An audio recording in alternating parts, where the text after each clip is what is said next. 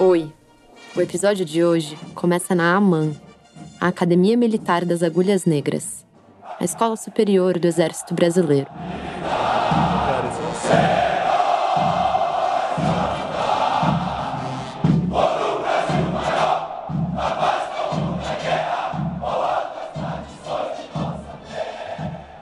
Talvez você tenha ouvido falar bastante da AMAN nos últimos anos. Isso porque um tanto de gente que aparece no noticiário estudou lá, na encosta das montanhas do Itatiaia, debaixo do Pico das Agulhas Negras no município de Resende, região de Serra, no estado do Rio de Janeiro. Foi lá que o Bolsonaro, por exemplo, se formou oficial do Exército. Também foi lá que o vice-presidente Hamilton Mourão chegou com 18 anos para começar sua carreira militar. E foi lá também que estudou um outro militar que também acabou chamando atenção pelo seu trabalho fora dos quartéis.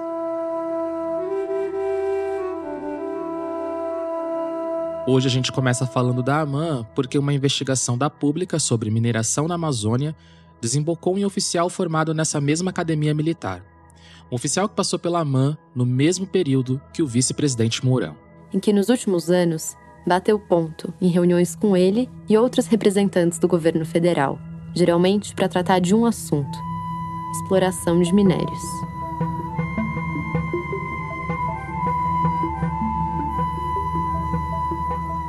Bem-vinda, bem-vindo, esse é o 8º episódio do Amazônia Sem Lei, um podcast que existe para falar de alguns assuntos que estão em jogo na Amazônia agora. Cada episódio parte de uma investigação feita pela equipe de repórteres da agência pública. Só rapidinho antes da gente começar, uma dica. Para você não perder nenhum episódio da série, selecione a opção seguir esse podcast no tocador que você usa. O Amazônia Sem Lei lança um novo episódio uma vez por mês. Para não se perder nas novidades, acompanhe as redes sociais da Agência Pública de Jornalismo Investigativo. Céuzão azul aqui no nosso Xingu. E aqui é Senador José Porfírio, carinhosamente chamado de Souzão. Nas margens do rio Xingu, no sudoeste do estado do Pará, fica o município de Senador José Porfírio. Na cidadela, pequena, vivem cerca de 11 mil pessoas. Mas nos entornos de floresta amazônica mora mais gente. A região abriga há séculos povos indígenas. O município fica na região de Altamira, onde foi construída a usina hidroelétrica de Belo Monte. A bacia do rio Xingu, que é alvo do grande empreendimento hidrelétrico, é uma área visada também por um outro setor, além do de energia elétrica. Isso porque na região da Volta Grande do rio Xingu, sabe-se que tem ouro. Muito ouro. Há mais de 10 anos, a região entrou na mira de uma grande mineradora canadense, a Belo Sun, que quer criar lá a maior mina de exploração de ouro a céu aberto do mundo. 2012, Bolsa de Valores de Toronto, no Canadá, é o lançamento do projeto Belo Sun, com investimento de R$1,5 bilhão e área equivalente a 1.700 campos de futebol. Esse novo ponto de mineração de ouro fica no município de Senador José Porfírio, no Pará, bem na Volta Grande do Xingu. O projeto Belo Sun é polêmico desde que nasceu. Desde 2012, a mineradora busca as licenças ambientais para começar a minerar a área, em um vai e vem de autorizações e suspensões de autorizações. O Ministério Público e a Defensoria Pública se preocupam com o impacto que a mineração de ouro vai deixar para as comunidades indígenas e ribeirinhas, e com os efeitos que vai causar na biodiversidade amazônica, no geral. Para manejar o minério, o projeto Belo Sun prevê o uso de cianeto, que é uma substância extremamente tóxica para o solo e para as águas. Mas o plano prevê ainda a construção de uma barragem, 1,5 vezes maior do que a de Mariana, que rompeu e atingiu o Rio Doce em 2015. No projeto, a barragem a ser construída ficará localizada a pouco mais de 1 quilômetro do rio Xingu. A instalação da mina ainda não foi autorizada oficialmente, mas a empresa já comprou dezenas de hectares de terra, coalhando as margens dos rios e pequenos afluentes com plaquinhas de propriedade da Belo Sun. Há um histórico da mineração no Pará e no Brasil, dos poderes públicos a estimularem esse empreendimento de mineração. Chegaram com muita certeza de que o empreendimento ia sair, mas que houve uma grande resistência. Essa é Andréa Barreto, defensora pública do estado do Pará, em uma entrevista concedida para a Mongabay em 2020. Desde 2012, a empresa busca apoio governamental para o projeto e corre atrás das licenças ambientais. Mas a gente está falando desse assunto agora em 2022 porque uma investigação do repórter Caio de Freitas Paz, aqui da Pública, mostra que o andamento do projeto Belo Sun ganhou novos contornos nos últimos anos. No final do ano passado, 2021, os planos da mineradora canadense para a Amazônia pareciam finalmente sair do papel. Em 26 de novembro, Belo Sun fechou um acordo com o governo federal para garimpar ouro em assentamentos da reforma agrária, na Volta Grande, pertinho do Xingu. A mineradora conseguiu o acordo depois de comprar lotes de terras de famílias assentadas no município de Senador Porfírio. Segundo uma reportagem do Estadão, a compra das terras teria sido ilegal. O acordo da mineradora canadense entrou na mira do Ministério Público e da Defensoria Pública da União. Mas a grande preocupação com o impacto social e ambiental do projeto não ameaçou o combinado feito com o governo federal. Segundo uma publicação do Diário Oficial do início de janeiro de 2022, o INCRA referendou o acordo de mineração na região. Procurada pela Pública, a Belo Sun disse que a equipe gestora vem se comunicando e consultando as comunidades locais, o município e a região de forma aberta e honesta. Volta Grande é um projeto de mineração responsável regido pelas leis e regulamentos brasileiros, afirmou a empresa. Mas acontece que parte dos caminhos da mineradora canadense foram destravados nos últimos anos. E é sobre essa abertura de caminhos que a gente vai falar aqui.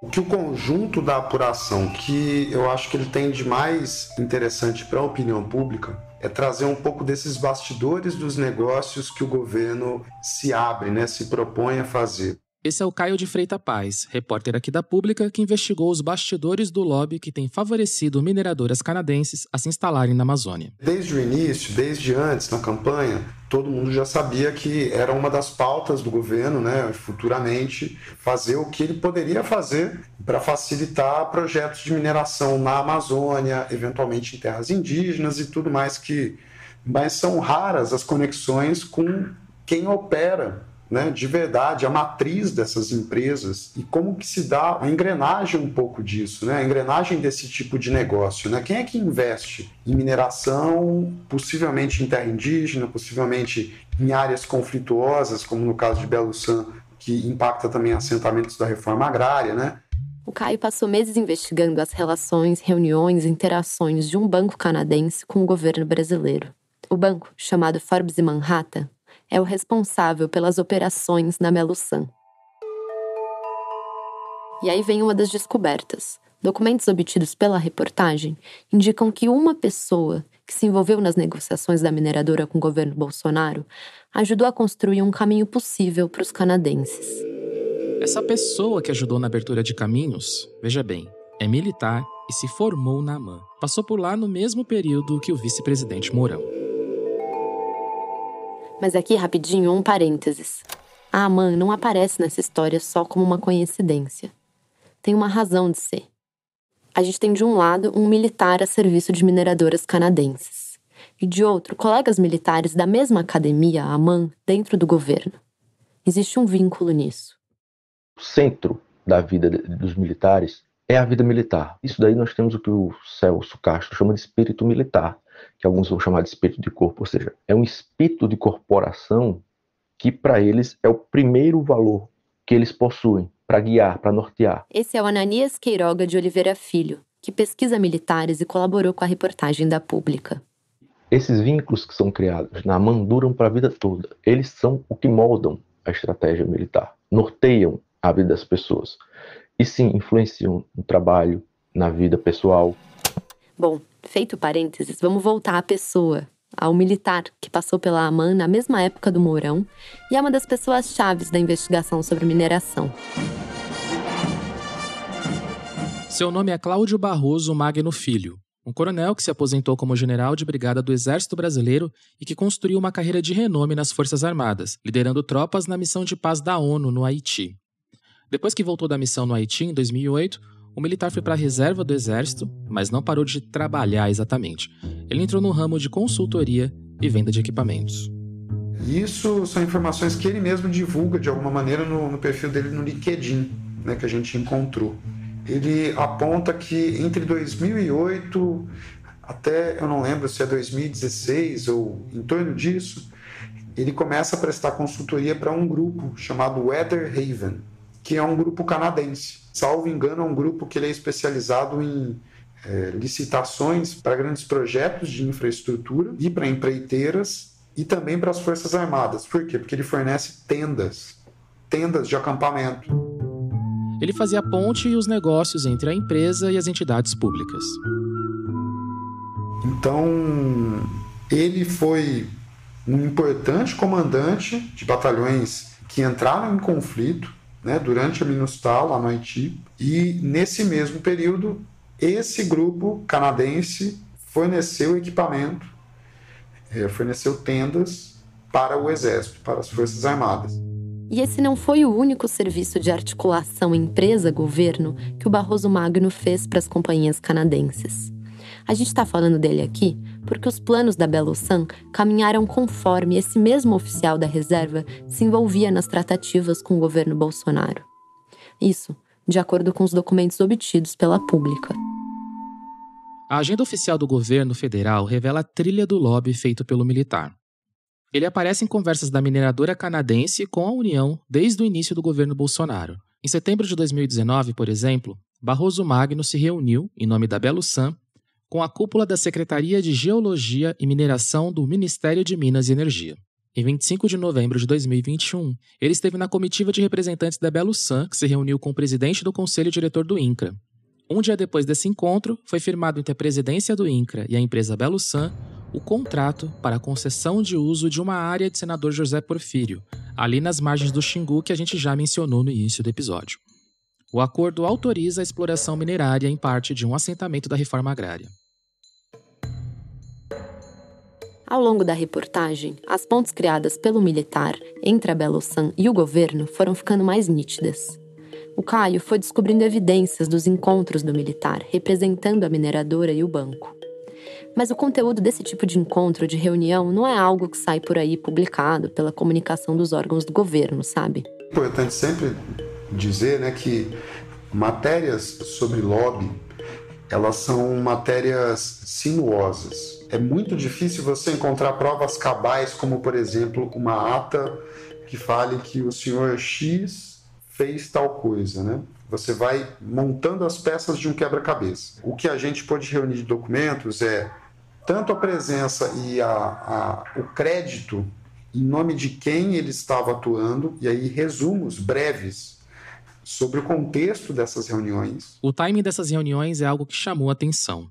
Tentando voltar aqui no tempo, imaginando, quando o governo Bolsonaro assumiu, havia uma grande agitação em alguns setores e, objetivamente, havia uma fila imensa de interessados em negociar projetos com a esfera federal. Era muita gente tentando entrar em contato com o governo, buscando uma influência aqui, outra ali. Não é todo mundo que consegue, em menos de 6 meses, uma agenda e, em menos de um ano, uma agenda com o vice-presidente para possivelmente assinar memorandos de entendimento, para concordar entre todas as partes de que tal projeto é de interesse nacional. Essa política de interesse nacional que o Caio mencionou aí é a política pró-minerais estratégicos, criada pelo governo Bolsonaro no ano passado. É uma iniciativa do governo focada em apoiar o licenciamento ambiental de projetos de investimentos para a produção de minerais estratégicos. E aí tem um link com o militar da reserva e com as mineradoras canadenses que visam a Amazônia. A Belosan e a Potássio do Brasil, ligadas ao Banco Forbes e Manhattan, estão entre as primeiras contempladas por essa nova política. Um encontro que juntou Mourão Stambart, o dono do barco canadense, discutiu os planos de investimento na exploração de minério. Uma semana antes da reunião, o banqueiro havia dito em um vídeo: "Temos uma companhia, Potássio do Brasil, a Brasil Potash, que estamos desenvolvendo, deve entrar em produção logo." Mais adiante, ao longo da apuração, nós tivemos acesso a materiais da empresa e das mineradoras relacionadas a ela, né, do Grupo Forbes e Manhattan. Um material muito importante é uma apresentação de 2020, no qual há registros do executivo-chefe do Grupo Forbes e Manhattan, né, o bilionário indiano Stambart, encontrando-se com autoridades brasileiras e também ao lado do Cláudio Barroso Magno Filho. E aí, nesse material, o militar da reserva ele é acreditado como vice-presidente de relações governamentais do grupo. Relações governamentais é um sinônimo de lobby. né? Então, com esses indícios que a gente conseguiu entender a história. À medida que foi apurando a história, o Caio percebeu que ia ser muito importante conseguir conversar com o Cláudio Barroso Magno. Eu achei ele um personagem muito importante, né, de entender melhor quem é essa pessoa e qual a trajetória dela, né? Ao sair da ativa do Exército, né, que destino tem essas pessoas, né? Porque depois de uma carreira longeva, né, renomada, muito renomada no caso dele, mas até poucos anos atrás, para nós, sociedade, né, para nós, opinião pública, era algo um pouco impensável, né? Imaginar que um grupo de investidores, pode ser nacional ou internacional, ele vai escolher um militar da reserva para ser a pessoa que vai lidar com as relações governamentais. Bom, e aí o que o Caio fez foi tentar ligar para o militar.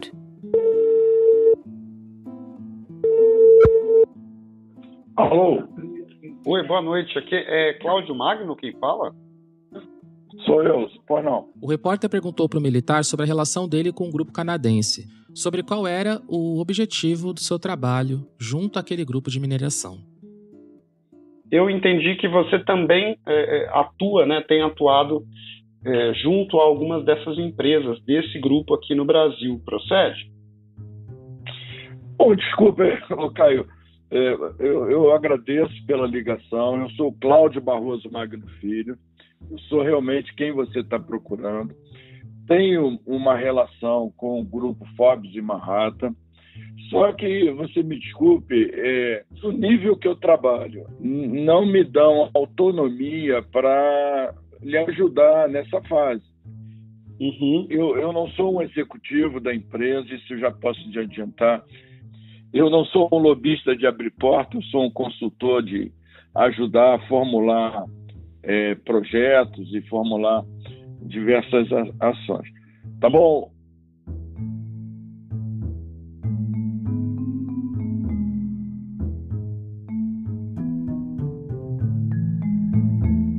Eu diria que, menos do que saber a função exata, é entender a eficácia do trabalho do Cláudio Barroso Magno Filho em prol dos interesses do grupo canadense. Isso é uma coisa. Mas é interessante ver a sucessão de acontecimentos, né? Você vê que nessa história especificamente perceber a conexão de militares da reserva com esse universo, né, da consultoria empresarial, com o universo do lobby, das relações governamentais. Os nomes são diversos, mas a atuação ela é bem conhecida de todos, né? Quando um consultor, assessor ou qualquer outro cargo que conste, ele auxilia um grupo específico a destravar os seus próprios interesses junto a eventuais autoridades que têm o poder de destravar esses interesses, né?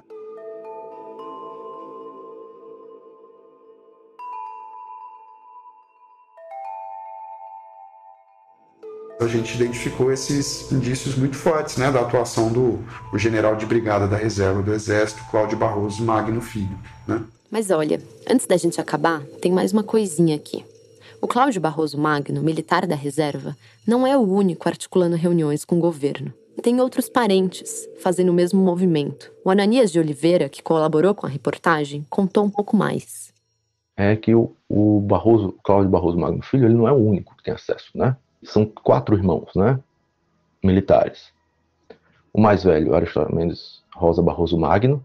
O Cláudio Barroso Magno Filho, que é de 77, é mesmo turno do Bolsonaro, do Edson Purrol, do Lorena Cid.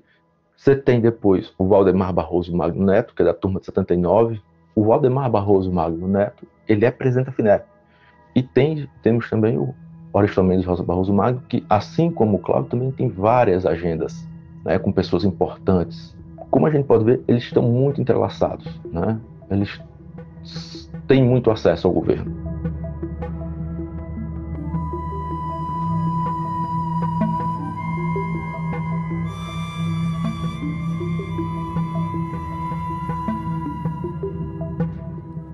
Esse foi o 8º episódio do Amazônia Sem Lei. No mês que vem, a gente está de volta. Mas antes de ir embora, queria te fazer um convite. Se esse podcast faz sentido para você, Talvez você também goste do Pauta Pública, um outro podcast que a gente produz aqui. Quinzenalmente, eu e a Andrea Dipp entrevistamos pessoas que podem nos ajudar a entender o Brasil. E a temporada agora desse ano, focada em eleições, está intensa. Para ouvir, é só procurar Pauta Pública no seu tocador e apertar seguir.